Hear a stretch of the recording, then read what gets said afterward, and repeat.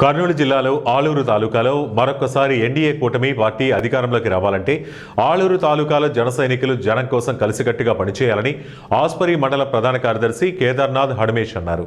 జన సైనికులందరూ ఈ కార్యక్రమాన్ని విజయవంతం చేయాలన్నారు.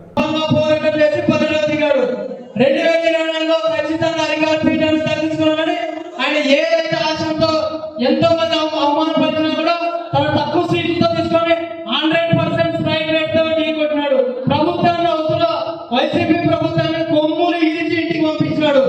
మనం కూడా మన ఆలూరు నియోజకవర్గంలో కొంతమంది జనసైనికులు ఎక్కడో అవ్వాలనుకున్నాడు అంటారు. అటువంటిది ఏం లేకుండా లోకల్ బాడీ ఎలక్షన్ లో మన ఆలూరు వెంకప్ప దగ్గర బలం ఏంటో స్థానిక సంస్థల్లో ఎంపీటీసీలు జెడ్పీటీసీలు ఏ